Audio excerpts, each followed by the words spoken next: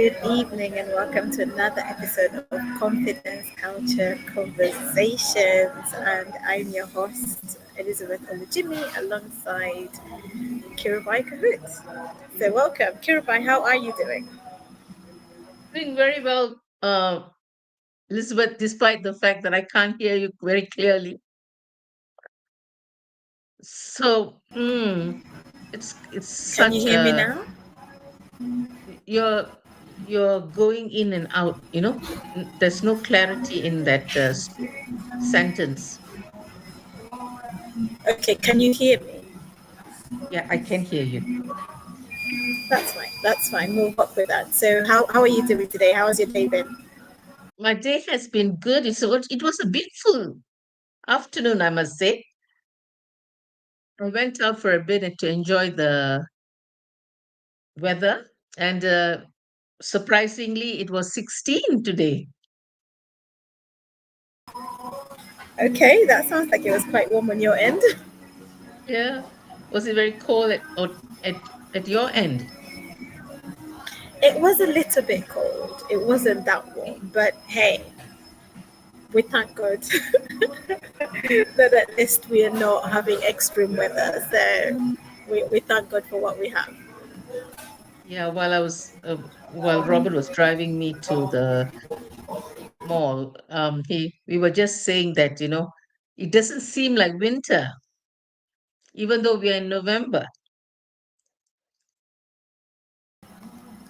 That's interesting because on my end it feels like winter. It feels like winter has come. Probably we've got a different weather here on the northwest of London. Maybe. So how was your weekend? An eventful weekend, Elizabeth. Eventful. Of course, we met at a Glow International, and then I had to dash off at Peterborough, had a little workshop there, and the Nick. What will people say? In the sense that I took the trains at 5:30 to come back to London, and 6:30 that was massive incident that happened, and it was nine people got injured in the what's that train? Elizabeth, it's not working. It's not working. It's okay, Kirubai. I can hear you. It's You are working. not at all clear at all.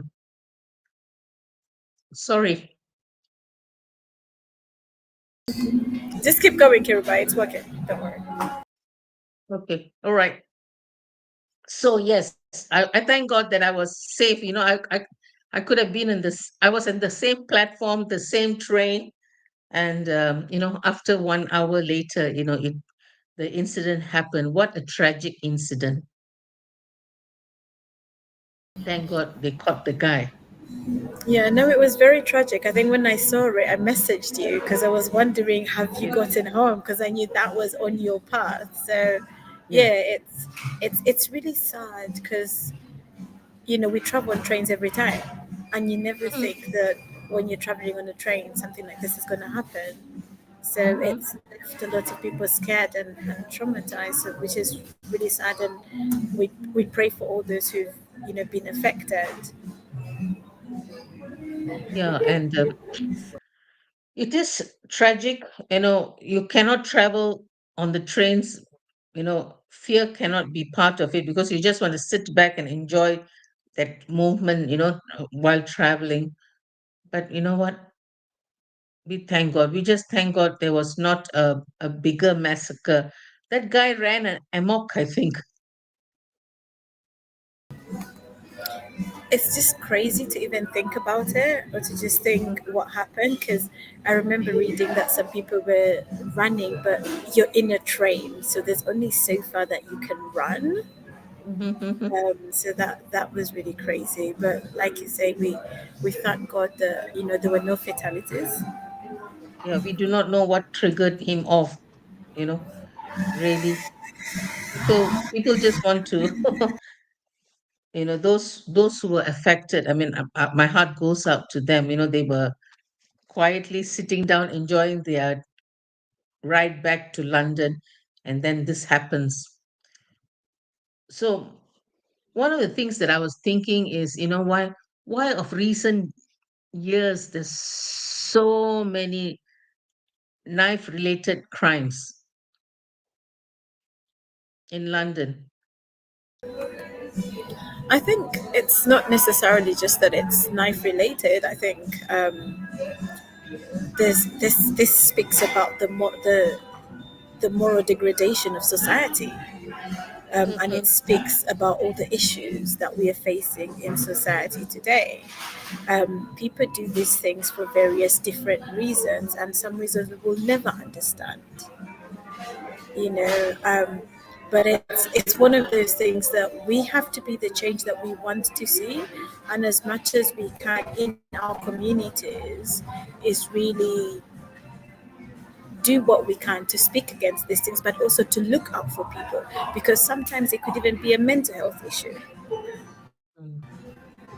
And we've talked on here a lot about mental health in the past, and so that's one of the things that we can do. Just watch out for each other, be your brother's keeper, so to speak, and stand up for the things that are right, the things that are wrong, point them out. Let's not be ignorant. The Bible, so we are people of faith, right? And the Bible talks about how we wrestle not against flesh and blood, but against principalities and powers. And so Powers and this dominion. is not just about the people and the issues. There's spiritual forces at work, and we cannot be ignorant of that.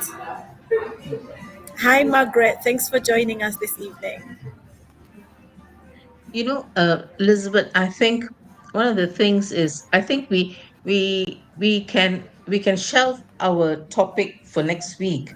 But talking about this important topic, because I think as people in the community, we are afraid to stand up and also um, stand up for the right things, and to be supportive, because we are all minding our own business, to be to help us to diffuse a situation like this. It is scary, yes, it is scary, but I like what you said. We have to be the change. And how are we going to be the change? We have to be somewhat our brother's keeper.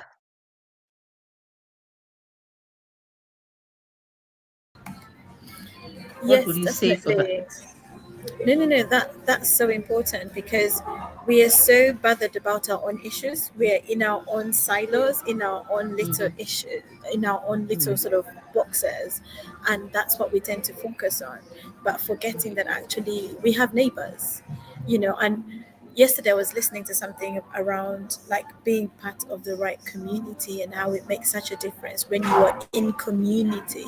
And I think that's what we need to remember, is that we can't do life in isolation. We have to Hmm. be part of communities, and we have to look out for people in our communities. And even just linking it to the topic of success, which is what we were going to talk about, you cannot achieve success in isolation. You need community. You need to be part of the right community. So likewise, I think with the issues that we are facing in society today, community has a big part to play.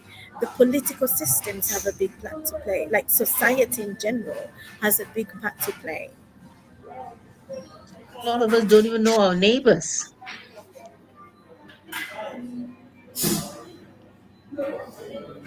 And And that's one place it starts. It starts with knowing your neighbors. It starts with yeah. being involved in the community, because sometimes we just we sleep in our homes, right? We wake up, we have breakfast, we go to work. We are not part of the community. We don't know what's happening in our community. And actually, so a few weeks ago I went for an event where they were talking about how the church can partner with organizations, whether it's the council, whether it's the police, whether it's the NHS, to bring change into the community. And one of the things that happened that day, there was a policewoman who was there, and she's a police superintendent. She's risen up in the ranks. She's a Christian as well. She's a woman of faith.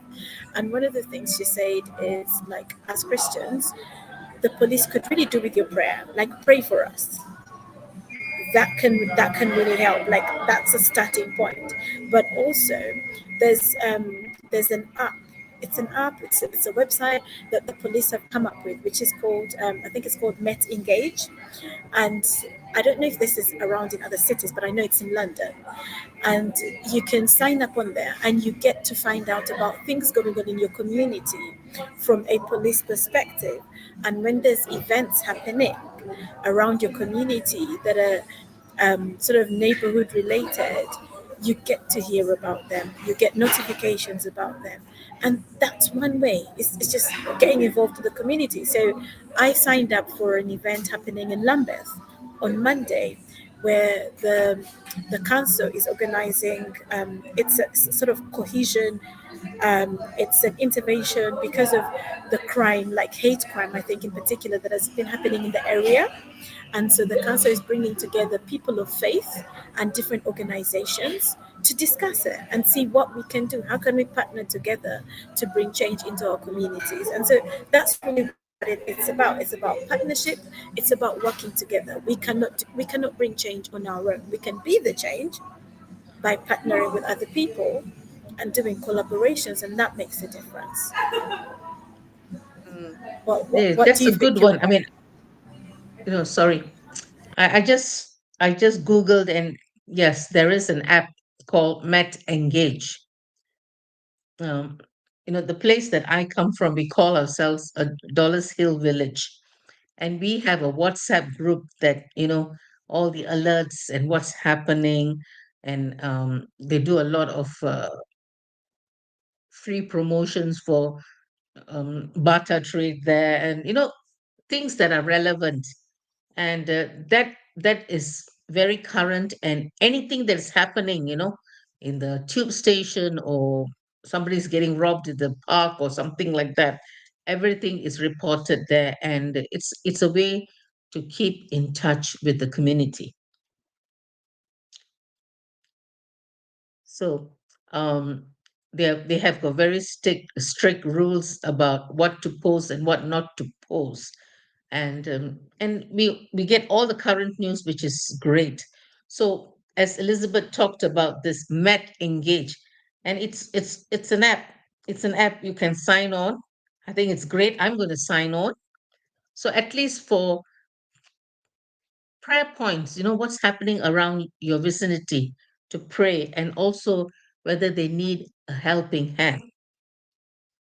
So thank you for that, Met Engage, Elizabeth, because we are so isolated. Sometimes we are in our home, like, and go to work, and just maybe go to church, socialize a bit here and there, and forget about our neighbors and community, and we can't do It's that. No, you're absolutely right. And you know what? One of the things that the this superintendent said when she was giving her talk, she said, "Don't be afraid to area.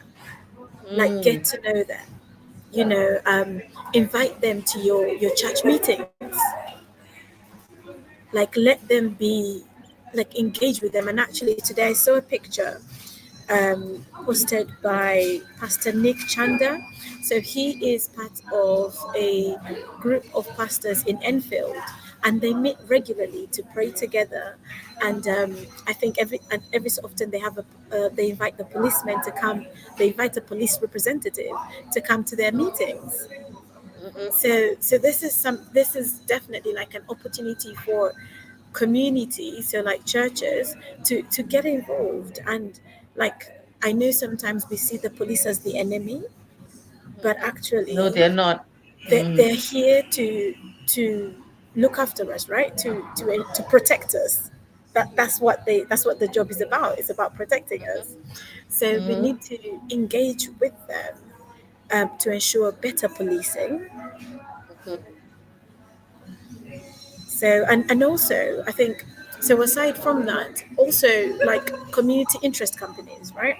So organizations that are working with communities and providing, whether it's um, activities that help people to deal with mental well-being, or whether it's activities that engage young people, or just activities that empower people.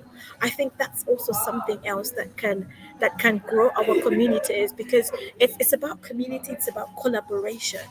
So when you have organizations that are doing things that empower the community, it makes a difference. So true. Collaboration. It's like us, two of us. We have our own things, but we are collaborating to do uh, confidence culture conversation. And there is power in collaboration because we learn from someone else and they learn from us, and then we build together. And I think um, the church has to be outside the community. The church has to be in the community, and that's not in the four walls of the church. How else will they know the love of Jesus? You're very good at that, Elizabeth. I still struggle with doing things in the community. You're very good. You and Tunji are very hands-on in the community, which is great. It's literally what you just said. The church has to come outside of the church building. I am very big on the church being relevant in the community where it is. Otherwise, what's the point? And when I talk about being relevant, I'm talking beyond prayer. Let's be practical. How Mhm. can we practically serve our community? Yes, we can pray for our community, but are there things that we can do in our community? So, going back to this event I attended, right? There's a church in Croydon that runs a language school for people who don't speak English as a first language. Where So is they this? in Crowley? Croydon. Croydon. Okay. So there's a church in Croydon. I think it's Croydon, and they offer lessons to people for people who don't speak English as a first language, and the people who are doing the teaching are retired members of churches. Very good. So it's one church that's running it, but they have, because they don't have enough manpower, so they have partnered with other churches to say, like, the retired people who might be at home just doing a crossword are now using their skills to teach people English. Mm, So such a wonderful idea. something like that can make a difference. Of course. Of course. Of course. You know what? We add value to the senior citizens, and they add we add value to collaborate with them, and they add value to the students, and it's a nice mix, young and the old, and they carry a lot of experience and wisdom. So overall it's a win-win situation. Yes, it is. Yes, it is. And so in sorry, I'm now referring to this event a lot because we've decided to run with this topic. So if you're joining us Yeah. today and you're thinking you're supposed to be talking about success and how successful people think, bear with us. We've shifted topics, and I think I'll change the narrative that's in the video. I will change that later on once we've finished the live. Um, but one of the other things that was mentioned is how churches can run activities for kids. So whether it's like toddler groups, like a creche facility, because one of the things that schools are finding is that kids are coming to school and they haven't been potty trained. Kids are coming to school, they don't know how to read, they don't know how to do some basic things. Why? Because I think whether it's people are not, parents are not sitting down and being present enough with their kids. So if churches can step in and provide like a creche facility to support parents with young kids, a facility that is free as well, because childcare is expensive. It's skyrocketing. So if churches can meet this need, that also makes a huge difference. Mm. I mean, a couple of months ago, I went to a church in Grove Park, and it's not a very big church, but a church that was, I had to take a bus to go into a community where generally there were a lot of elderly people, and this church was hosting, like, every day there were programs to help the community manage time, exercise. They had on a Wednesday they had hot meals served, like you pay £5. But all this was run by a church that there were lots of elderly people keeping busy, cooking in the kitchen, and then just bringing in the community into, and lots of people. I was amazed, the hive of activity in that place,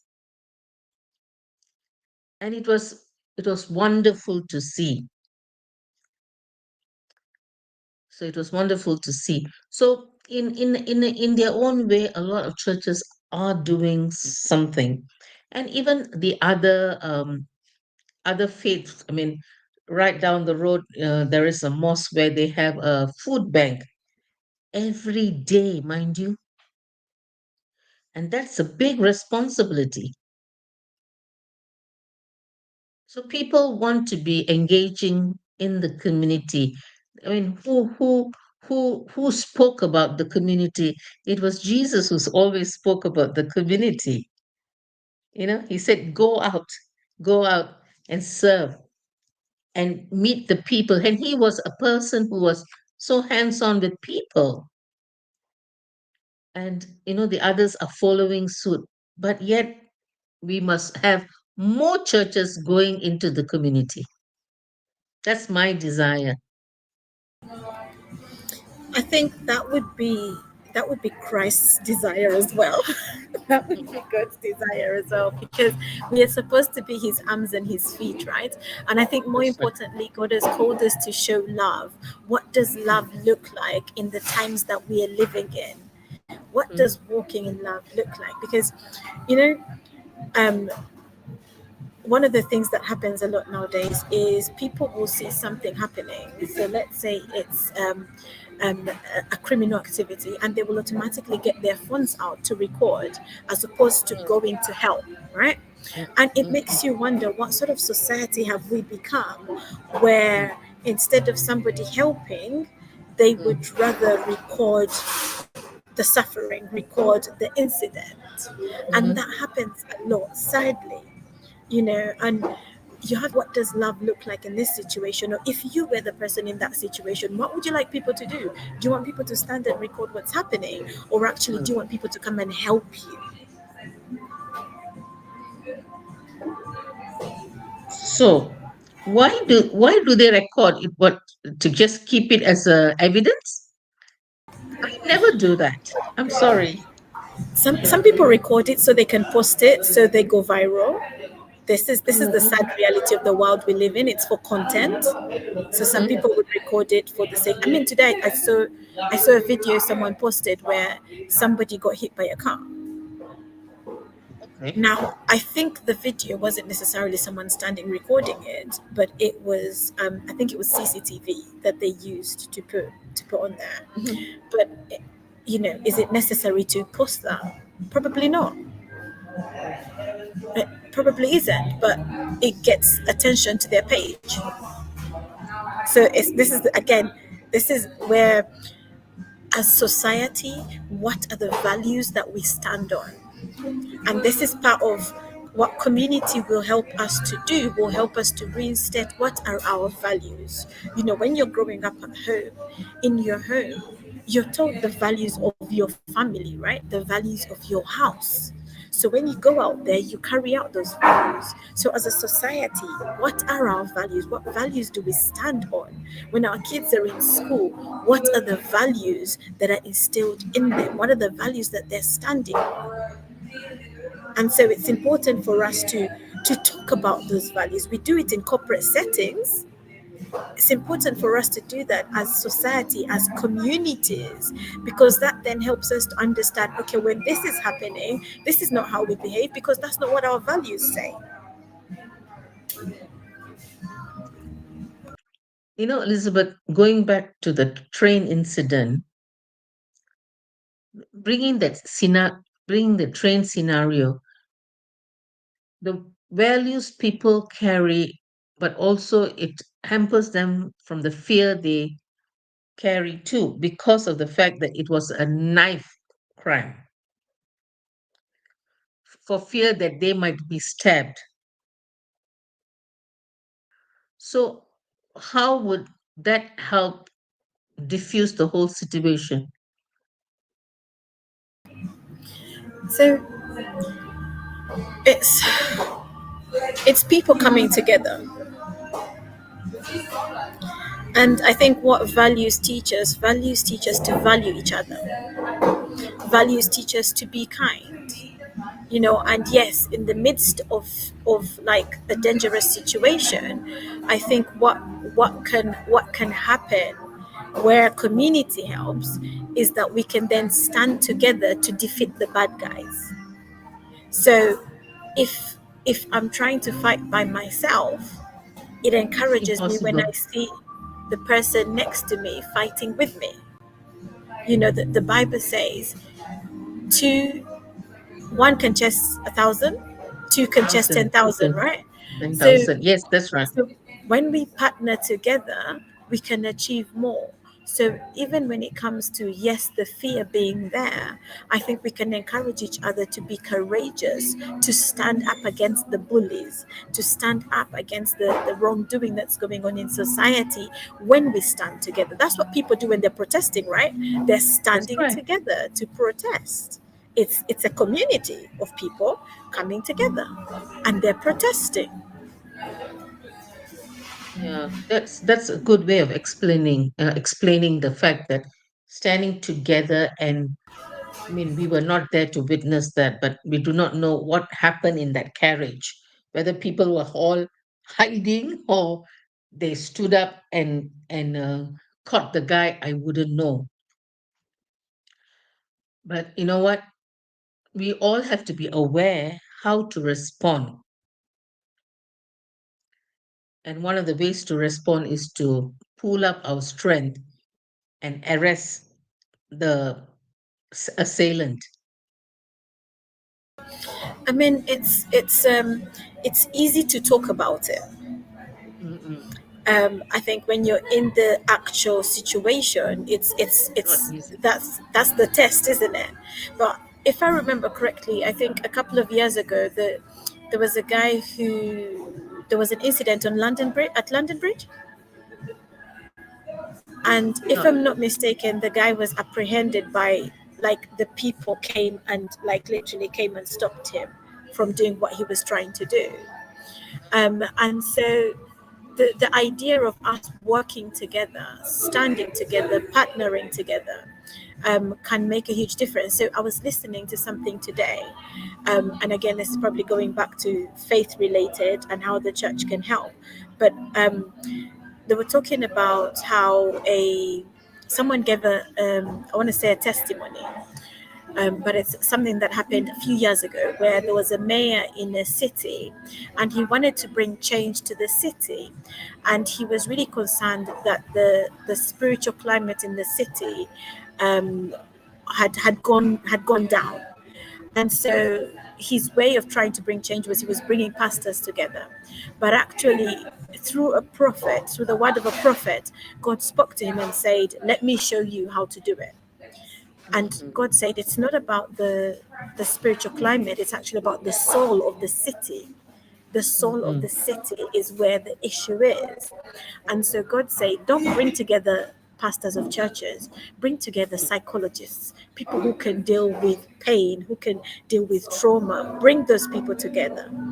And one of the instructions God gave this mayor is, you get the police chief and you go into these areas where there is a lot of moral degradation, and go and knock on the doors and talk to the people, speak to the people, find out what's going on. And the prophetic word also included the fact that don't go in your uniform. So the police chief shouldn't go in his uniform. Just wear like a polo shirt and denim jeans and go. And the first door that they knocked on, they met this old lady, and this old lady said, "Wait, I know the two of you. You're the mayor, you're the police chief." And she's like, "I have literally just been praying." So I have literally just been praying for God to send help for my community. And then you two show up at my doorstep.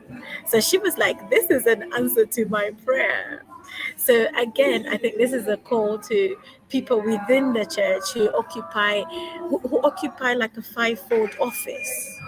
Like, let's not be afraid to go into the community and exercise the gifts that God has given us. The prophetic gifts, the words of wisdom, the spirits of discernment. Like, we don't have to be overly spiritual about it, but those gifts can also be applied in the community. So, in this instance, that prophetic gift helped for the mayor to say, "Okay, this is how we are going to do it." And actually, they within a few weeks they brought down a drug house Wow. because of that, because of the way they had gone about it. So it's finding ways to collaborate, but also harnessing on knowing that this is not just a physical issue, but also there is a spiritual issue behind it. And so understanding that and partnering together to bring change for the greater good of the community, not the greater good of somebody's name, but the greater good of the community. Because sometimes people want a stamp of their name on it. They want to show that we are the ones who did it, but no, it's for the greater good of the community. Mm. It's not about one man getting praise or one church or one organization getting praise. It's all of us coming together and Together, bringing yeah, change. as one. Yeah, when you are sharing that incident, I was reminded of someone who shared this testimony about them caught in a situation like this on a train, and something happened. And of course, you were just talking about the fivefold and how you can operate in your gifts. And that lady, she started binding and losing and taking authority of the situation. You won't believe it. She said he was actually manifesting right two um, spaces away, and he just calmed down because she exercised her gifts. She exercised, and that's the power of God that is imparted to us as as his children, that we can exercise our authority and the anointing in the marketplace. We are not alone because the Holy Spirit is with us. The Comforter is with us. So she was actually an elderly lady, who shared this testimony. And of course, I mean, I also attended I think it was maybe a couple of months ago. I attended an open day for a refuge home where they bring in women who from the streets and house them and bring reformation and change. And they invited all the local police to come. And there was a big presence of policemen and who were there, and they honored them because without the police help, they can't do this NGO.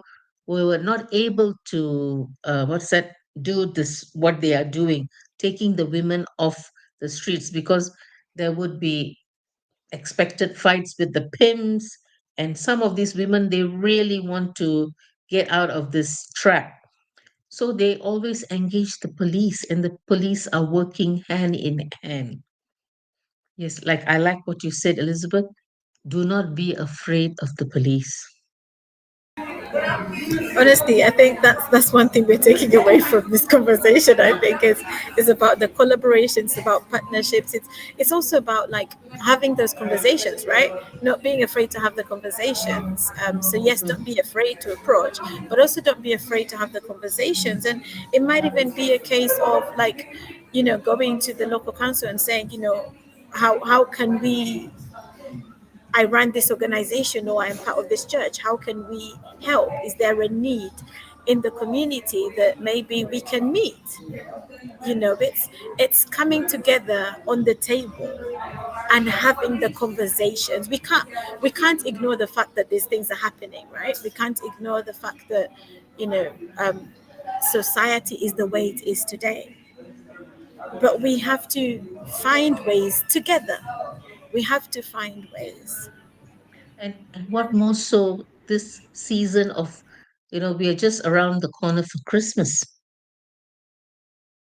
And and also appreciating people, appreciating the police, the ambulance drivers. I was just talking to my husband this afternoon about the efficiency of our ambulance drivers and the ambulance attendants who work together with the who are in the ambulance, how efficient they are. That's amazing. Amazing. So you've given me some ideas for Christmas now. I need to go and Yay! appreciate them. I love that, and I hope other people are also getting ideas. Earlier on you mentioned something about food banks, and that's Hmm. another thing. And I was just trying to check my phone to see what the statistics are when it comes to food banks. And there are a huge percentage of people using food banks nowadays. Like you would be you it's in the year to March 2024, approximately 2.8 million people in the UK lived in households that used a food bank. Wow. That's a huge number. So it Hmm. just goes to show, like, it might not be a need for you, but it's a need for someone else. And some people are resorting to crime because they don't have food on their table. Yes, there are people who just do it for the sake of doing it, but there are also people who do it because they have an actual need. And so, like, there's lessons that we need to teach in our communities. We need to teach our young people lessons. And some of those lessons might include like how to spend money, how to make money. Like, let's not be afraid to start teaching our young people how to make money, the good ways to make money, because there are good ways to make money. you know um our people who are just sort of maybe lacking what to do. Is there a place for them in society? Can we find spaces for them? And yes, there are people who might not be interested in the help, but there might be people who will appreciate the help. So it's really finding ways to meet a need. There's a lot of videos nowadays where you see people doing good things to people on social media. um there's a video I saw, I think it was yesterday or the day before, and I don't really go out looking for these videos, but this video came up on my feed on Threads. And it's a gentleman who, I think he had done a little episode before where he had met a homeless man, and he then comes back, meets the homeless man again, and he has raised money for this homeless man, to the point Mm. that Kirubai, he got him a house, Ooh. he gave him money, he got him job offers. So he was literally like, this homeless man was like, God has come through for me. This is mind blowing. I can't believe it. My life has been transformed. But this man, I think what he does, he has a lot of people who follow him who donate. So when they see clips that he shares, they donate towards that. And so he's able to raise money for individuals or for families, and he's able to transform their lives. So it's finding avenues that you can use as an individual. If you have contacts, what contacts do you have? Can those contacts be used to drive positive change?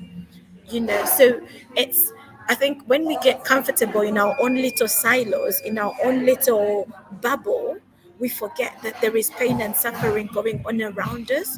We forget that actually we are part of a society, and our society needs us. Your society needs your skills. I mean, one of the things that I was provoked to do when I went to this event, so aside from signing up to Met Engage, I also, there's an organization called Ascension Trust. And Ascension Trust trains street pastors, and street pastors have saved the NHS and the police. They have saved them like money, in the sense of the street pastors go out and they help people after nights out and things like that. And so, where the police and ambulance staff might have had to intervene, or might have dealt with the repercussions, the consequences of people in this state, the street pastors are stepping in and they're meeting a need. But I also saw something that I am trying to get into now, where it's called school pastors. So they send people of faith into schools to speak to young people. Wow, that's amazing. I was like, sign me up right there. I want to do that because I work with young people every so often, and I see some of the things that they're going through, some of the things that they're dealing with, and it would be so good to stand alongside them and speak to them one to one, and just be there for them in whatever capacity. Mm. I might want to do. You must sign me on too. Absolutely. Hope So, they won't. I hope they won't ask. Do you have children? no, I don't think so. But it's things like that. Like there's things happening around us, and when you look outside of your own bubble, then you can find these things. When you're concerned about what is going on around you, it if the burden like stirs you up enough, if it irks you enough, like if it rubs you up enough, you get up and you go and do something about it. I walk around Westminster and there's a homeless problem. Like there's a lot of homeless people. And every time I'm thinking to myself, what do I have in my hands that I can, like, what change can I bring in this scenario? And part of me always thinks, if I have a house that has loads of rooms, I could just bring these people in, wash them up, and give them a bed for the night. And like, what can we do? What can you do? This is why I said at the start: be the change you want to see. So Mhm. if there is something within your power, within your hands, that you can use, that you can do, even if it's just joining neighborhood watch, if that's something, so be it. But we cannot complain about issues in society if we are not ready to be the solution. And I think, speaking to people of faith who are out there listening to this, like, if you're a person of faith, your faith should provoke you to go beyond prayer and be the answer to prayer. So, in intercession, one of the things that we say, and sorry, I'm using Christianese here, but in intercession, praying for other people, right? One of the things that we say is that sometimes you become the intercession. So the thing that you're praying for, you become the answer to it. And God uses you to fill that gap. So we're not just praying, God send, but we're also saying, God, here I am, send me. Wow, wow. You've motivated me today to do something. Robert and I have to now work on Robert. Then we will do something together. Yeah, this coming Christmas we will do something like that. And you know what? Like around Christmas, there's a lot of homeless shelters that look for help. Yeah.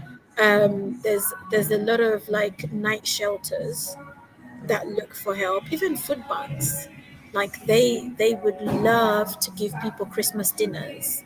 like to give people the stuff for Christmas dinners. So like food bank donations are such a good idea.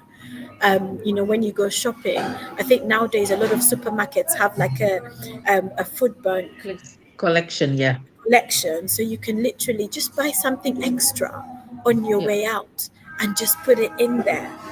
Something. It doesn't have to be something big. It can start with something small. You can go and help to serve breakfast at a homeless shelter, help to serve Mm, dinner at a homeless shelter. you know there's mm. there's things, there's ideas, but So it many, starts yeah, from thinking outside of your own, a getting box. outside of your box, Yeah, outside of your bubble. yeah, yeah. Because the church I come from, they kind of have like 200 Christmas hampers. So it looks like it's, so they just say bring what they have, specific things that you bring. So they put it all together in bags and tie them up with ribbons and with whatever. It's like a gift to families. We do not know. No, I could always go and help with distribution. So yes, Elizabeth. Do you know what, Kirubai? So I used to go to. I'm going to give a shout out to them. I used to go to KICC, and Yes. the base in Prayer City in Chatham, whenever it comes to Christmas, they put together what they call, I think they call it like a Christmas hamper, but it's literally a box. It has a turkey in there. It has Mm, everything you need to cook a Christmas dinner. It has, I mm, think, it even has like a drink. I think it even has like a box of chocolates, like if I remember correctly. And they do, like you just mentioned, like about 200. They probably do roughly that or even more. And it's a whole operation leading up to Christmas, and then they distribute them. Now, when I lived in Bristol, one of the things that would happen as well is the KICC branches outside of London can also come and collect some to give in their mm, communities. mm, And I mm, remember, I remember driving up to Chatham from Bristol with a hired van to collect Christmas hamper boxes, and went back to church in Bristol. And we sat down with the pastor, and the pastor had a list of where he wanted us to deliver them. And so I literally went around distributing these Christmas hampers. And you don't know the difference it makes to people because you don't know what they have or don't have. But yeah. it's the little things like that. And I know, like in Chatham, one of the things they do is they even go out to I think it's like a nursing home, and they do stuff there. One of the things we did in another church we were part of is our community group went to an old people's home, and we took some hampers. This wasn't Christmas hampers, but we just bought some things that we thought people might like, and we put them in a hamper. And then we went and we sang Christmas carols, and we brought some Christmas cheer. So it's little things like that that people You can know what? do. Yeah, Getting you people. make a difference to people. You know, I think I think before we finish this conversation, I wanted to tell you about a incident that happened on Saturday after leaving a glow. I went to King's Cross, and I went to the information center, and there were two guys. I think they are staff at the station, and they were singing "Ho Holy Night," and they were just humming and singing. And there I went and added the words to it, and we three of us were singing center of center of King's Cross, and then we were chatting, and he said, "Oh, you know the song?" And I said, I gave a little bit of a background to that song, and I said, I need to go to Peterborough. Can you direct me to the platform? And then he said, yeah, you just go to the number 8 platform and wait. So I went coolly and waited there.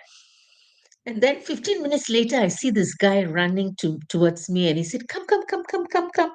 And I said, "Is that I still have another 15 minutes to wait for the train?" No, no, no, no. You just come and you can wait in the carriage. So I said, "Oh, okay." And then he directs me to the first class. I said, "Mm." I didn't buy my first class ticket. He said, no, no, no. I just bumped you up to the first class. I've already told the ticketing guy. So there is a menu here. Enjoy whatever drinks, food, whatever, and enjoy the ride. I said, what? That was somebody showing me kindness. I gave him a big hug. But you know what? It was just because I sang carols with him. It made his day, and he made my day too. I love that. I love that. And you know what? It's those acts of kindness that go a long way. You know, he didn't have to, but he did. And Too. you know, it's and for him it was also, let me do a kind act because she's sprinkled kindness. She sprinkled kindness, so let me go and sprinkle kindness. You know, and this is really looking outside of yourself, looking outside of yourself, and just being able to engage with other people. Being able to, we don't have to all be doom and gloom when we're walking around. You know, when you're in a lift and it's this awkward silence and everyone's like we don't have to do life like that. We can do life in community. We can do life like being concerned and engaging with others and making a difference in the lives of other people. This has been good, Kirubai. I like that. I enjoyed today's conversation. I know we drifted away Yes, from it's what we okay. But you initially know what? said. I think it's very timely that we spoke. At least whoever listening today and who will go back to this conversation. Even I was so inspired, Elizabeth. My brains are ticking. I got to do something. I got to do something in the community, and that's. I'm always trying to look. Yes, we have a CIC, which is community based, which we are plan. We are planning to do something in Sutton. But you know what? What am I? What is my contribution to where I live?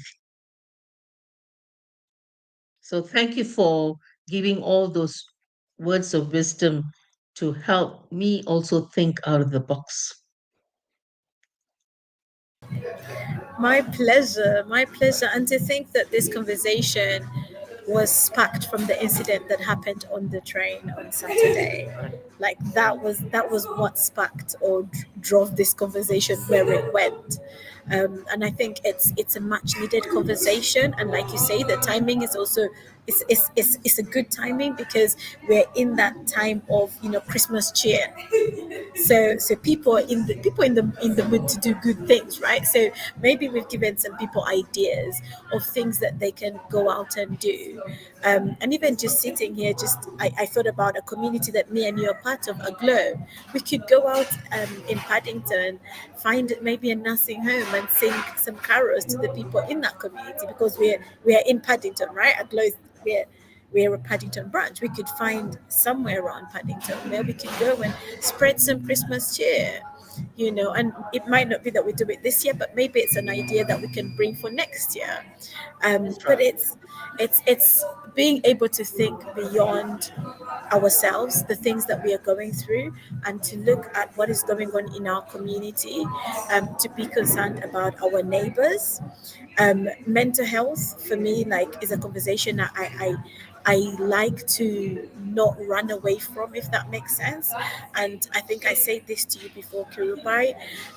2 years ago, my neighbor, my next door neighbor, took Yes. her own life. Yes. Um, and so this mental health conversation is one that needs to happen, but also just supporting people in the community, helping them to know that they're not alone. They're not alone.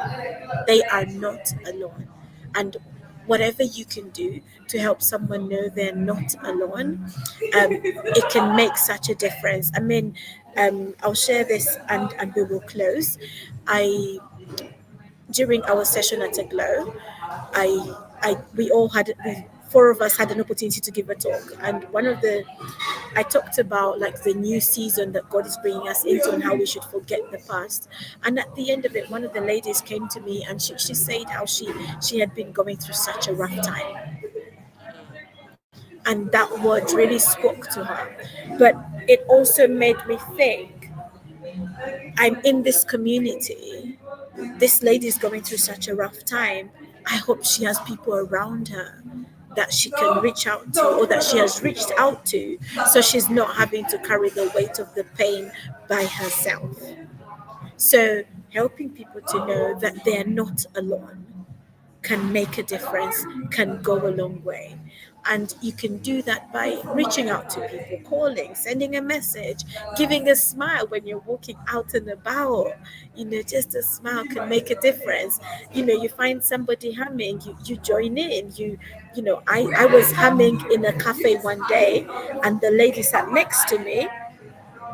She heard it, and we started a conversation. And like 2 3 hours later, we're still deep in conversation, and I'm encouraging her with her faith, and we're having a rich conversation, but it started from the humming. So just what can we do? What can you do to bring change to your community?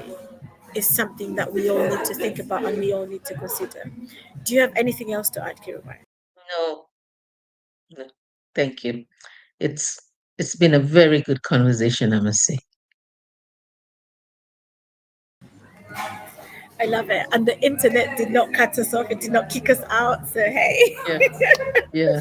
I think I checked in Facebook and it was fine, and Tunji was able to join in and hear us. So hopefully those watching on other platforms are also able to engage. And if you do watch this on the replay, please let us know if there is something you're doing in your community. Maybe someone will get an idea from what you're doing, and they will go and they will bring change in their community. But thank you so much for joining us this evening, and we will be back again next week. And maybe next week I'll even give you some feedback about the event I'm going for, organized by Lambeth Council, right? To let you know what the community is doing there. So we're taking action. We're not just people who talk, but we are people who like to take action on the things that we're talking about. So thank you once again for joining us, and yeah, God bless you. Bless you and good night.